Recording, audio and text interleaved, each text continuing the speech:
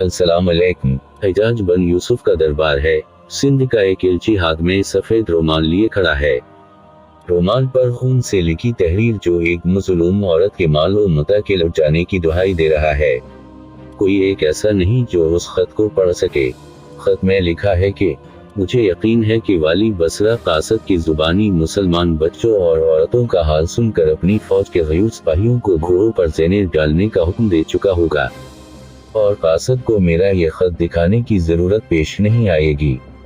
अगर हज्जाज बिन यूसुफ का खून मंजुमद हो चुका है तो शायद मेरी तहरीर भी बेसूद साबित हो। मैं मौत से नहीं डरती, लेकिन ए हज्जाज, अगर तुम जिंदा हो तो अपनी गयूर कौम के यतीमों और बेवाओं की मदद को पहुंचो।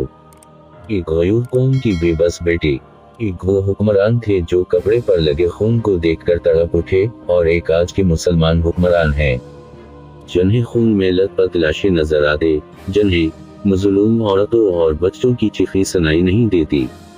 मुसलमान हुक्मरानों की इसी बेहसी को देखकर अब मुसलमान औरत ने खत लिखना छोड़ दिया और अब अपनी इज्जत व नामूस की खातिर खुद मैदान जंग में कूद पड़ी हैं।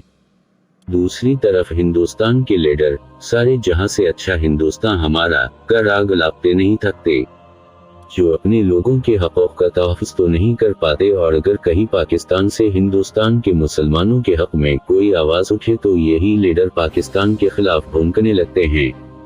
अगर हिंदू दुनिया एंटी पाकिस्तान मुहिम चलाकर इलेक्शन में वोट हासिल कर रहा है तो हिंदुस्तान के मुसलमान लीडर भी उनसे कुछ कम नहीं।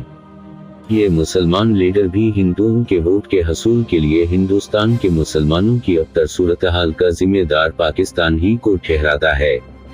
75 साल हो गए मुसलमान लीडरों को हिंदुस्तान से अपनी वफादारी साबित करते, लेकिन आज तक वफादारी साबित न कर सके, बल्कि हिंदुस्तान के मुसलमान आज खुद को हिंदुस्तानी मनवाने की जद्दोजहद में मसरूफ हैं।